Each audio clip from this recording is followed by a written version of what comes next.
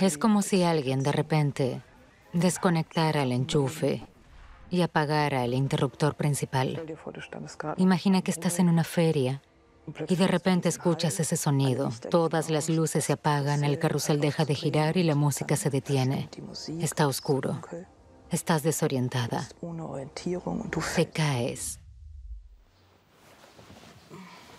Y no puedes hacer nada.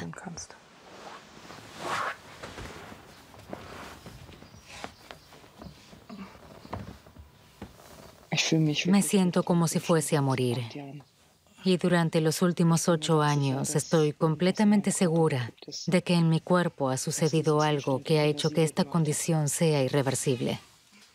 Muchas veces me sentaba a la mesa por la noche, desesperada, y le explicaba a mi novio que no podía entender que nadie pudiese encontrar algo.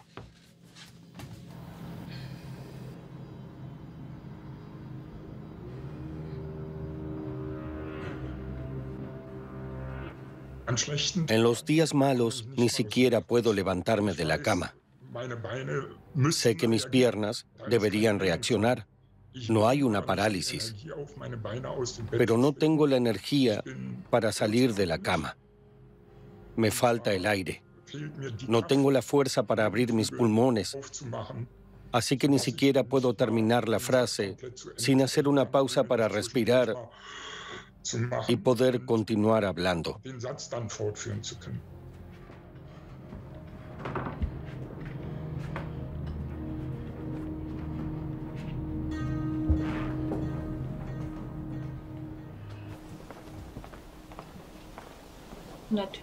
Por supuesto que te falta parte de la vida, especialmente cuando ves lo que hacen otras personas de la misma edad.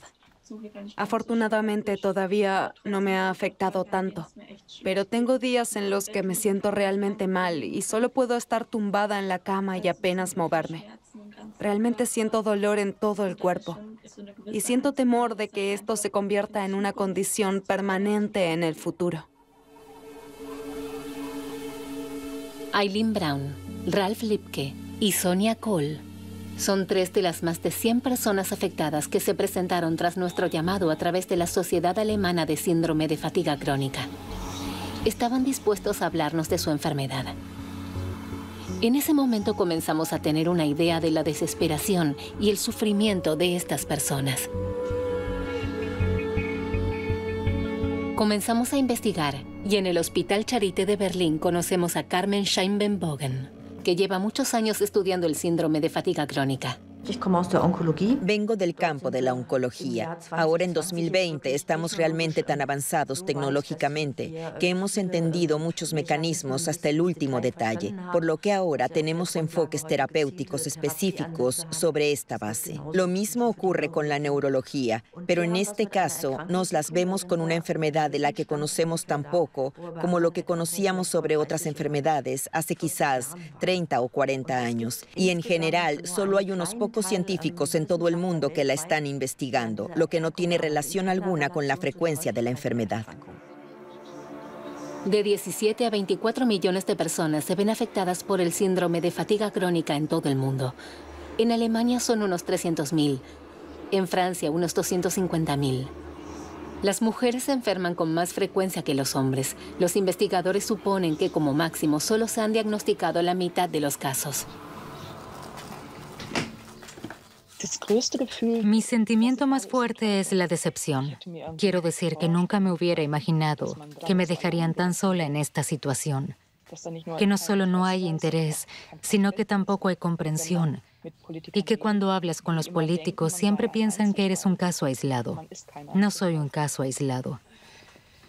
Y lo peor es que uno desaparece poco a poco de la vida. Recuerdo que en 2018 mis vecinos pensaron que me había mudado.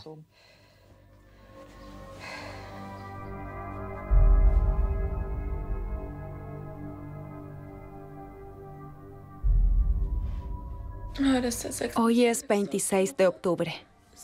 Desde ayer por la noche me siento cada vez peor. Hoy no pude hacer mucho y pasé la mayor parte del día acostada. Hasta el más mínimo esfuerzo era demasiado para mí.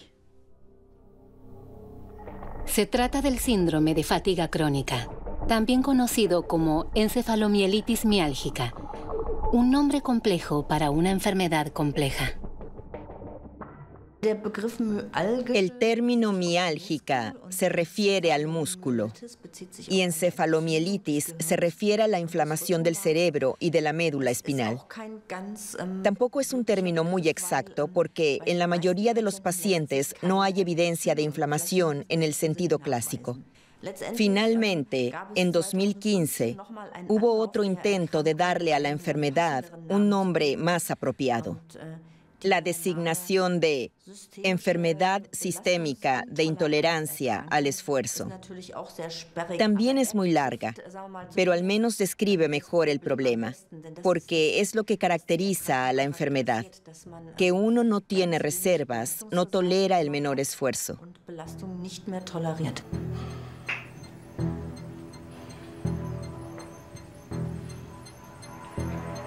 Hay reacciones físicas completamente inexplicables. Te duelen tanto los huesos que no puedes mantenerte en pie, como con una gripe. Te sientes débil, sientes fiebre y dolor muscular.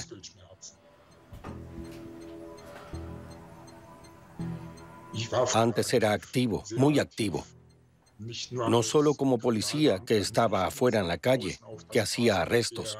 Incluso cuando las cosas se ponían difíciles, también era emprendedor en lo privado. Eso me lo quitaron por completo.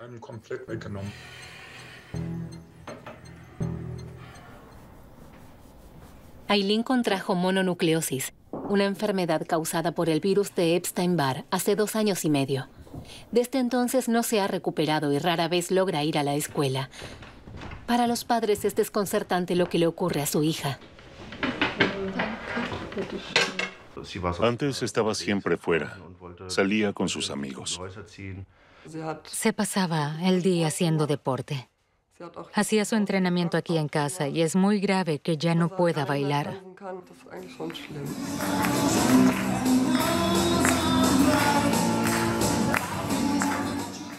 Como padres nos sentíamos impotentes, al no saber cuál es la causa y cómo podemos ayudar.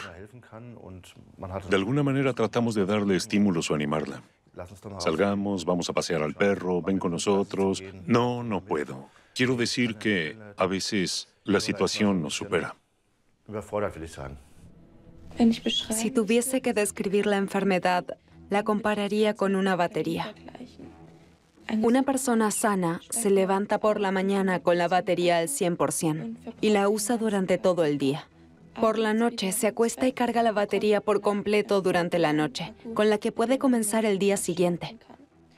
En nuestro caso es completamente diferente. Solo tenemos un pequeño porcentaje de la batería que nos tiene que servir para todo el día. Y nuestra batería en realidad no se carga, ni siquiera durante la noche o durante los periodos de descanso. Siempre tenemos que arreglárnoslas con ese pequeño porcentaje de batería. Nuestro cuerpo en realidad siempre está desabastecido. Tenemos muy poca energía.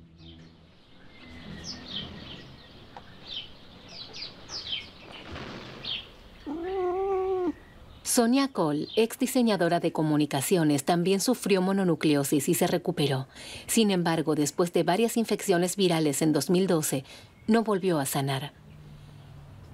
Le resulta agotador hablar demasiado tiempo ante la cámara, por eso realizaremos las entrevistas más largas a través de Internet. ¿Podría describir brevemente sus síntomas? Es decir, ¿cómo se desarrolla la enfermedad? Con los años fueron apareciendo cada vez más síntomas. Tenía constantemente infecciones de las glándulas salivales, inflamación de oídos. En 2015 estuve en el hospital 3 veces porque tenía problemas intestinales muy graves. Esta bronquitis, es decir, esta sensación de ardor en los pulmones, no desaparecía. Así que iba de un médico a otro. Recuerdo que fui al neurólogo, creo que eso fue en el 2016 o 2017, y él solo vio mi historial médico, lo grande que era, y dijo, no necesito mirarlo, ya puedo decirle que es psicosomático. Para la mayoría de los médicos, esta enfermedad es desconocida, aunque ya en 1969 fue incluida en la Clasificación Internacional de Enfermedades Neurológicas por la Organización Mundial de la Salud. Hasta el día de hoy, los afectados reciben diagnósticos erróneos como depresión o trastorno mental. Fui a mi médico de cabecera, a quien por supuesto le describí todos mis síntomas. Le dije cómo me sentía, cómo estaba. Él tampoco pudo hacer nada, pero dijo que podría ser algo de estómago. He ido a varios naturópatas y tampoco pudieron ayudarme realmente. En aquel momento intentamos muchas cosas, pero nadie podía decirnos qué estaba sucediendo. Como ningún médico podía ayudar a Eileen, ella misma se informó en Internet y encontró investigaciones de la Universidad Técnica de Múnich y del Centro Helmholtz. Aquí nos encontramos con Uta Behrens. Esta científica realizó un gran estudio sobre la mononucleosis en el Centro de Investigación de Infecciones. En este contexto se encontró con pacientes jóvenes que no se recuperaron después de la infección y desarrollaron síndrome de fatiga crónica. Casi ningún investigador en todo el mundo se ocupa del síndrome de fatiga crónica en niños y adolescentes. En Alemania, ella es la primera. El factor desencadenante mejor caracterizado es, en realidad, la infección o las infecciones con diferentes agentes patógenos. La mayoría de ellos son patógenos virales. Por ejemplo, el virus de Epstein-Barr o el virus SARS-CoV-2, pero también los enterovirus. Para las bacterias también se describen casos individuales. En algunos casos también se consideran desencadenantes un accidente o una operación. Estos casos no se comprenden tan bien como los provocados por infecciones en personas sanas que se manifiestan en estas reacciones inmunitarias exageradas. Más del 90% de las personas se infectan en algún momento de sus vidas con el virus de Epstein-Barr. La infección por lo general se presenta en la niñez temprana. Suele transcurrir sin síntomas y en la mayoría de los casos no tiene consecuencias. Sin embargo, especialmente en adolescentes y adultos jóvenes, la infección puede manifestarse como lo que se denomina mononucleosis. Los síntomas incluyen fiebre alta, fatiga, dolor de garganta e inflamación de los ganglios linfáticos. En general, la enfermedad se cura sin ningún problema. Sin embargo, algunos pacientes desarrollan complicaciones potencialmente mortales, como dificultad para respirar, ruptura del vaso, deficiencia de células sanguíneas o procesos de larga duración como el síndrome de fatiga crónica. Se estima que 40.000 niños y adolescentes se ven afectados en Alemania por el síndrome de fatiga crónica. El diagnóstico de la enfermedad es complejo. No hay signos biológicos a través de los que la enfermedad pueda medirse objetivamente. Para encontrar la causa del constante agotamiento y dolor de Eileen, primero deben descartarse otras enfermedades. Los criterios de consenso canadienses, establecidos internacionalmente para el síndrome de fatiga crónica, ayudan a los médicos a realizar el diagnóstico. Estos describen síntomas neurológicos y cognitivos, trastornos inmunológicos, dolores musculares, articulares y de cabeza, trastornos del sueño. El síntoma más claro para distinguir el síndrome de fatiga crónica de otros tipos de encefalomielitis es el malestar post-esfuerzo, o PEM por sus siglas en inglés. Después del esfuerzo mental y físico empeoran todos los síntomas y los afectados experimentan un colapso, lo que llaman crash.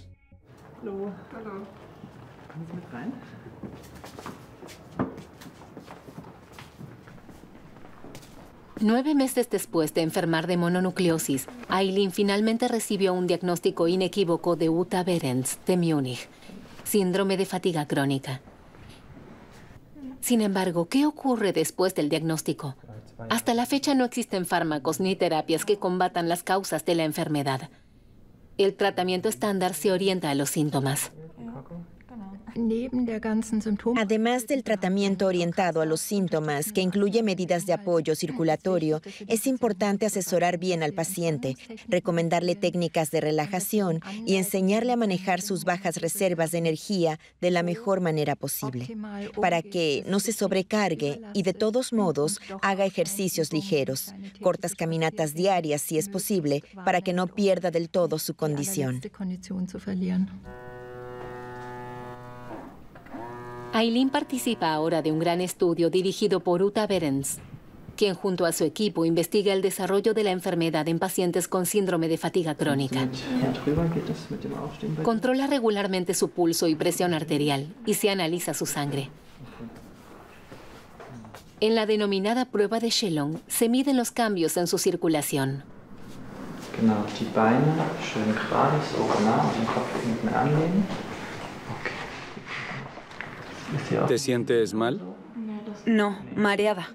¿Prefieres tumbarte? Sí. Ja, dann machen wir das mal. El gran problema de esta enfermedad es que no es visible en el paciente, y esto perjudica la investigación, ya que la estigmatización dificulta en mayor o menor medida el tratamiento, pero también la atención científica. Y en realidad le debemos ahora un cierto impulso en la investigación a los Institutos Nacionales de Salud de Estados Unidos. Y a partir de esa ola que comenzó allí, gracias a Dios, ahora avanza un poco la investigación. Todavía a pequeña escala y con la financiación del gobierno. Traje algo para comer. A la mayoría de los enfermos en Alemania se los abandona a su suerte y dependen del cuidado privado de familiares o amigos. Hasta la fecha, el síndrome de fatiga crónica no está reconocida por los seguros médicos, por lo que apenas se hacen responsables de los gastos, de modo que los afectados tratan de ayudarse a sí mismos con procesos de prueba y error. De hecho, lo he probado todo, realmente todo, porque estaba tan desesperada. Entonces probé, por casualidad, con un medicamento no indicado, es decir, un medicamento destinado en realidad al tratamiento de otra enfermedad. Y entonces, según sé ahora, sufrí un crash. Y entonces me informé sobre este medicamento y me encontraba una y otra vez con una enfermedad que no conocía antes, la encefalomielitis miálgica, y pensé, esto es exactamente lo que me pasa. Leyó eso y dijo, sí, mira esto. A esta gente le ocurre lo mismo que a mí. Y entonces recuerdo que me lo envió. El texto asustaba mucho. Y recuerdo que cuando lo leí, sentía la necesidad de salir. Sí, tenía que salir de mi oficina.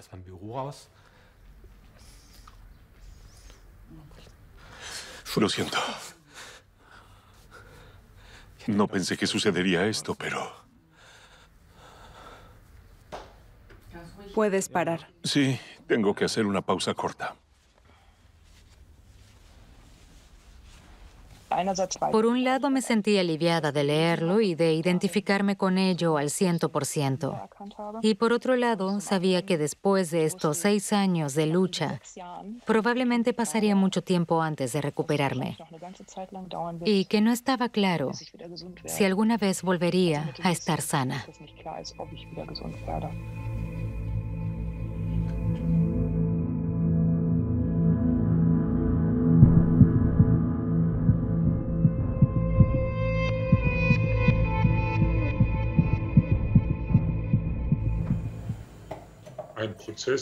Un proceso que dura unos 9 años comenzó con una neumonía.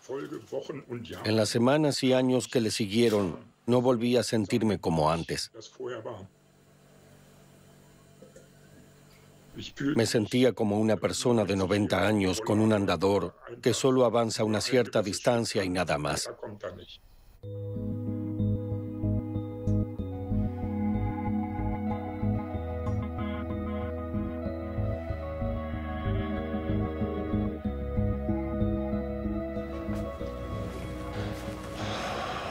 Durante 2 años y medio, Ralph Lipke fue enviado de un médico a otro. Nadie pudo encontrar nada, hasta que su cardiólogo le habló de Carmen Scheinbenbogen en el Hospital Charité. En 2016, ella le diagnosticó síndrome de fatiga crónica. Hola, señor Lipke, bienvenido. Venga conmigo, por favor. Bien, tome asiento, por favor.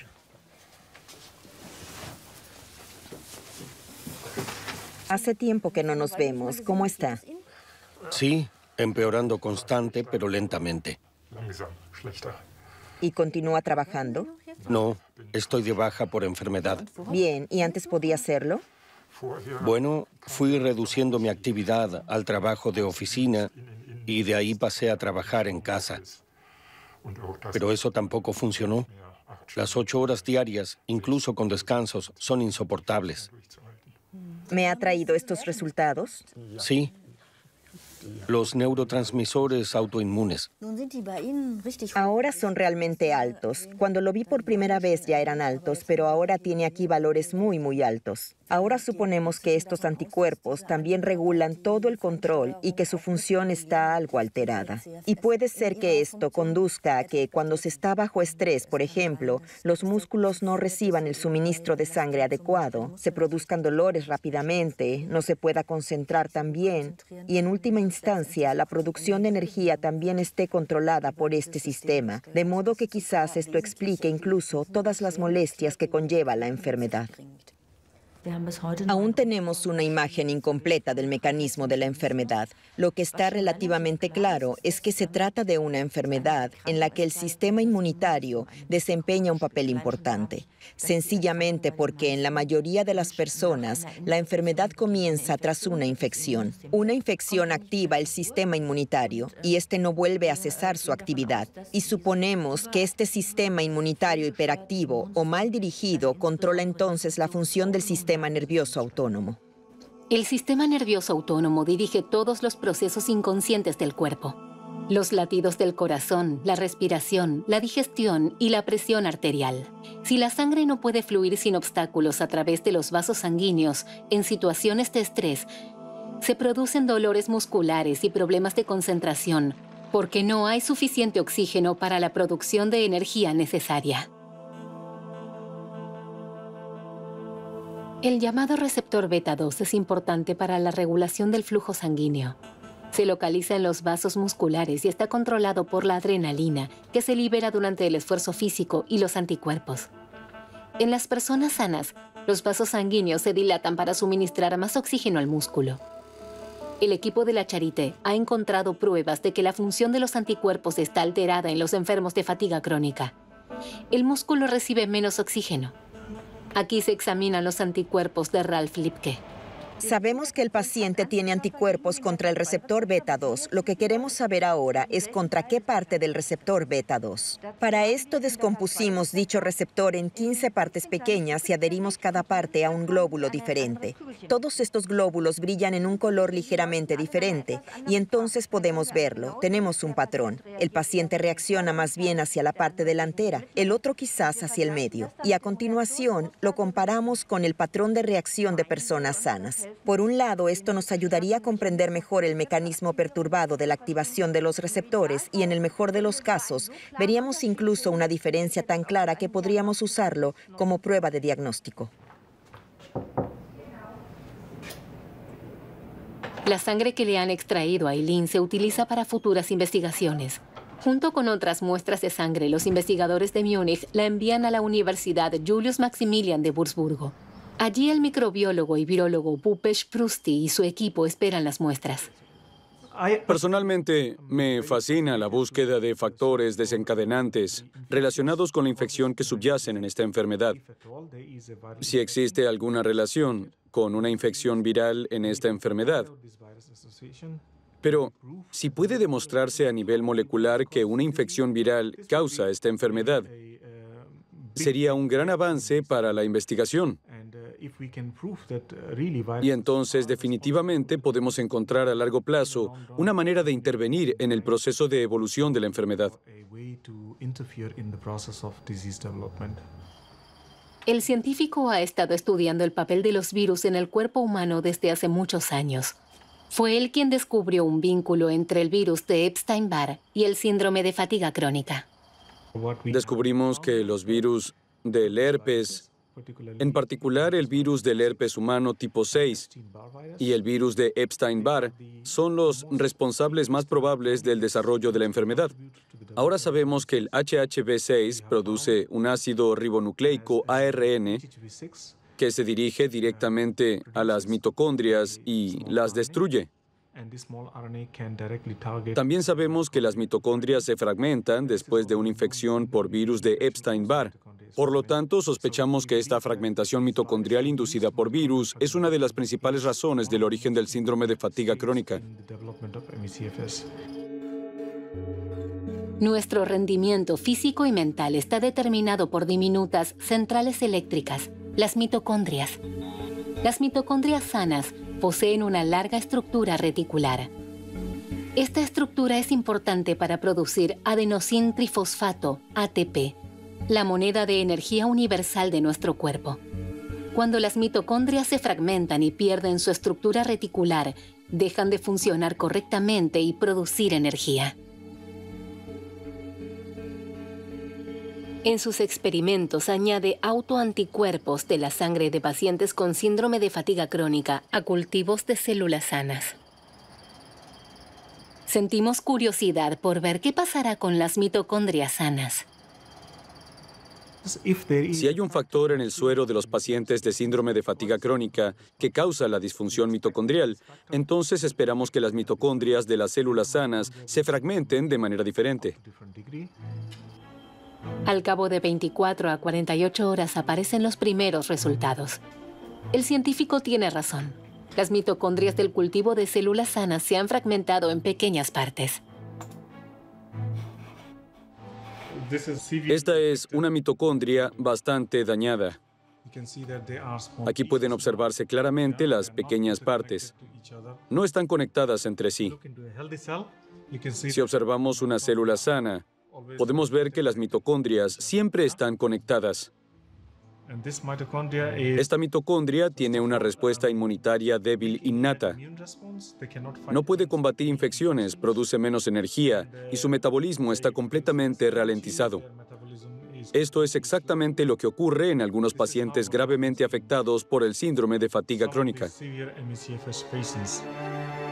La investigación de Bhupesh-Prusti es innovadora y una posible explicación de por qué los pacientes con síndrome de fatiga crónica tienen tan poca energía. Pero también podría utilizarse como prueba de diagnóstico, lo que supondría un gran avance. Estamos al principio de las series de pruebas. Aún no lo utilizamos como una herramienta de diagnóstico, pero estamos intentando desarrollar más esta técnica. En los pacientes gravemente afectados, obtenemos resultados claros al 100%, pero en las personas levemente afectadas, a veces la prueba no es todavía fiable. Así que seguimos trabajando en ello. Sin embargo, para su trabajo necesita dinero. Y en Alemania no hay financiación pública para la investigación de esta enfermedad. Solo se financia con donaciones.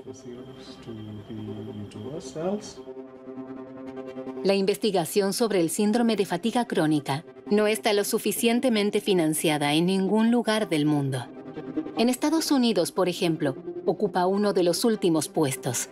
Las autoridades sanitarias estadounidenses invierten para 2,5 millones de pacientes con síndrome de fatiga crónica $14 millones anuales en comparación con los $100 millones para el 1 millón de pacientes con esclerosis múltiple y con los $3.000 millones para 1,2 millones de personas con VIH. El movimiento internacional MeAction lucha por una mayor financiación de la investigación, el reconocimiento de la enfermedad y una atención adecuada. Quiere llamar la atención sobre la dramática situación de los afectados. En su documental Unrest, Jennifer Brea muestra cientos de zapatos abandonados que simbolizan a los millones de personas que han desaparecido de la vida pública.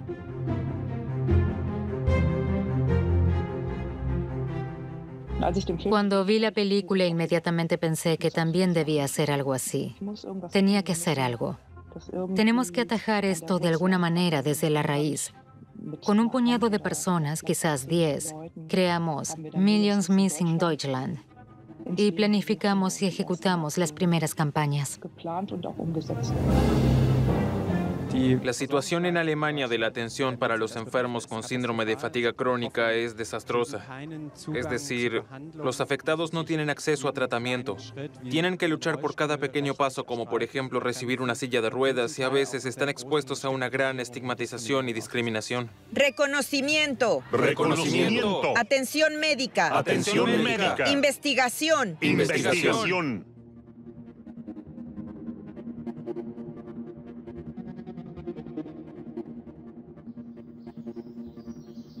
Fue una época muy emocionante. Realmente teníamos la sensación de poder cambiar algo por nosotros mismos y de no tener que rendirnos a nuestro destino.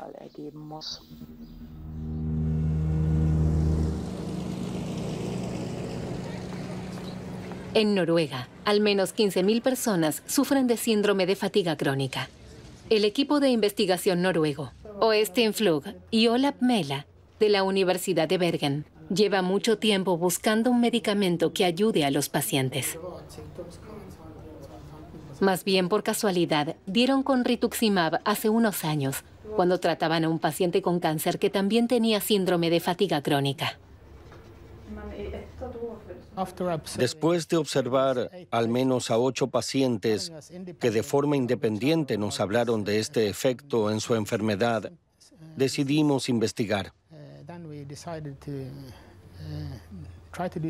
Nuestra hipótesis fue desde el principio que el síndrome de fatiga crónica podría ser una variante de una enfermedad autoinmune en la que los autoanticuerpos y las células B juegan un papel importante.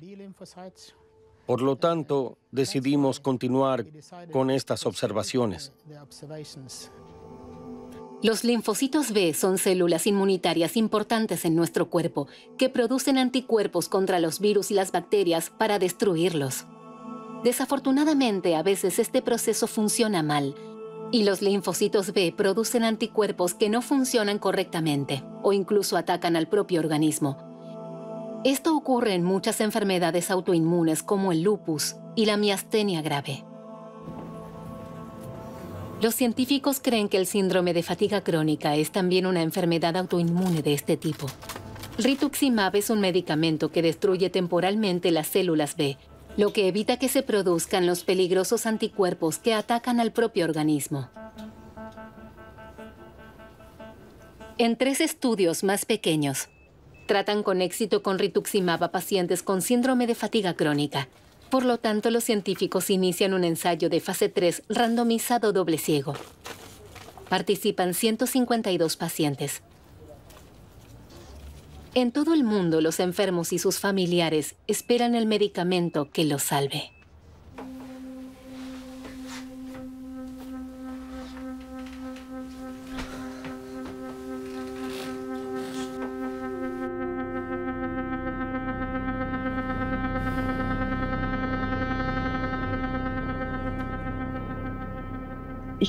Creo que lo peor es esta pérdida de control.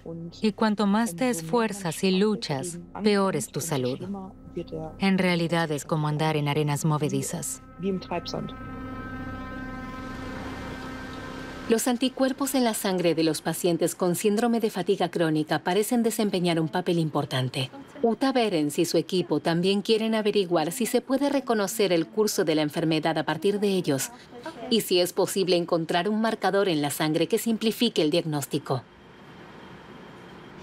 Aquí planteamos la pregunta de si estos pacientes con síndrome de fatiga crónica se han infectado alguna vez con el virus de Epstein-Barr, porque si es así, deberían aparecer algunos puntos verdes. Y así es. Este es, por ejemplo, un punto verde que observamos también en algunas pruebas de diagnóstico estándar, pero si su firma exacta que observamos aquí está relacionada con el síndrome de fatiga crónica, solo podremos decirlo cuando hayamos examinado a muchos pacientes.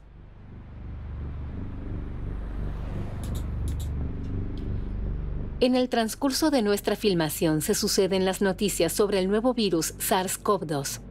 Más de 100 millones de personas en todo el mundo se han infectado con el peligroso virus. Muchos sufren efectos a largo plazo durante semanas y meses después de superar la infección, con síntomas similares a los de enfermos con síndrome de fatiga crónica. Felix Monfeld, neuropsicólogo y músico, enfermó de coronavirus en marzo de 2020. Hasta el día de hoy no se ha recuperado y sufre de dolores constantes, déficit cognitivo, trastornos del sueño y agotamiento total. El fin de semana en que empecé a estar muy mal, pensé que lo que tenía era fatiga. Conocía la terminología y sé que es posviral. Y entonces busqué en Google fatiga posviral y no sabía que era sinónimo de síndrome de fatiga crónica. Y entonces vi que tenía exactamente esos síntomas aparentemente no relacionados. No podría haber imaginado una enfermedad tan sombría que te hace sentir como si dejaras de existir. Poco a poco, después de la primera gran ola, se hace evidente el alcance de la infección por coronavirus. La profesora Carmen Scheinbenbogen está preocupada. Creemos que alrededor del 1 al 2% de las personas que han enfermado de COVID-19, incluso los que tuvieron un transcurso leve, corren el riesgo de desarrollar síndrome de fatiga crónica. Cuando vemos la dinámica con la que se propaga el virus, existe una gran preocupación de que tengamos en Alemania un número significativamente creciente de enfermos crónicos con síndrome de fatiga crónica como resultado de la COVID. Investigadores de todo el mundo estudian a toda marcha los efectos tardíos de la COVID-19. También en el laboratorio de Bupes Prusti. Este científico sospecha que el SARS-CoV-2 no es directamente responsable de los efectos a largo plazo. Cree que los virus latentes del herpes se reactivan en el cuerpo humano tras una infección de coronavirus y dan lugar a COVID largo. Prusti ve aquí un patrón similar al del síndrome de fatiga crónica, que también se desarrolla después de una infección viral. Sí, las características séricas de los pacientes con síndrome de fatiga crónica son las mismas que las de los pacientes con COVID largo. Entonces, los síntomas también serán comparables. Pero no hay nada probado. Hasta ahora no hay datos que demuestren que un paciente con COVID largo sea ahora un paciente con síndrome de fatiga crónica.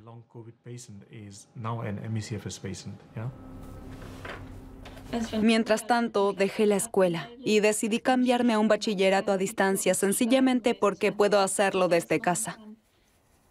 La escuela no me apoyó lo suficiente con mi enfermedad. Tendría que haber asistido normalmente, lo que para mí es sencillamente imposible. Desde que hago el bachillerato a distancia desde casa, me siento mucho mejor.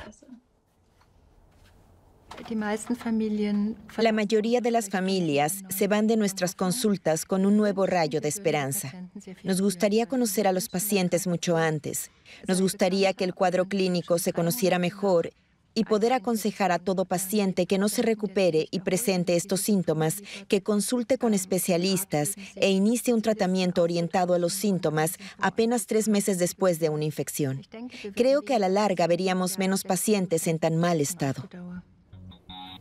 Millones de pacientes en todo el mundo esperan el rescate desde Noruega.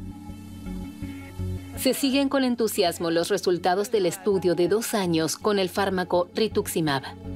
Pero entonces llega la decepción. El estudio es negativo. El rituximab no tiene el efecto esperado. No lo esperábamos. Puede ocurrir que un estudio sea negativo, aunque se utilice un medicamento eficaz. Pero no ver ni de cerca una tendencia en la dirección correcta fue para nosotros la mayor sorpresa, especialmente dadas nuestras experiencias previas. Por otro lado, en este estudio doble ciego con rituximab, realizamos cambios, como por ejemplo, administrar dosis de mantenimiento más bajas, lo que podría haber influido en el resultado. Los científicos tuvieron que reducir la dosis a la mitad porque no recibieron apoyo de la industria farmacéutica para su estudio. Sin embargo, continúan investigando, buscando otros medicamentos que ayuden a los pacientes.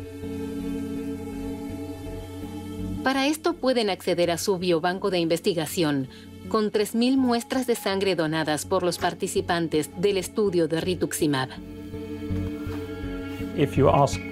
Si me pregunta qué buscamos a futuro, es un biomarcador. Muchos pacientes no reciben un diagnóstico porque es difícil para el médico establecer un diagnóstico claro. Sin embargo, los científicos de todo el mundo necesitan urgentemente dinero para investigar las causas de la enfermedad y desarrollar medicamentos. Solo en Alemania, al menos 40 millones de euros. Recientemente, el gobierno federal dispuso excepcionalmente 3,7 millones de euros para la investigación sobre la atención al paciente. Una gota en el océano. En mi opinión, solo podemos encontrar una solución a esta enfermedad si unimos a pacientes, médicos e investigadores. La política puede contribuir mucho. Si se logra esto, entonces podríamos encontrar una solución a este problema en los próximos 5 o 6 años.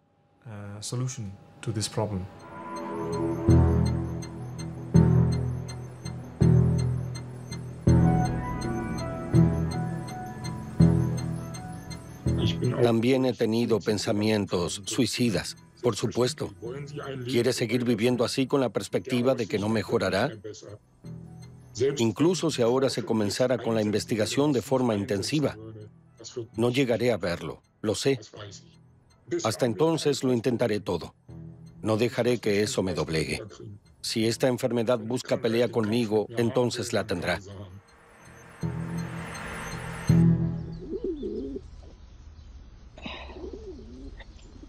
Hay muy poca gente ahí fuera que pueda o quiera luchar por nosotros.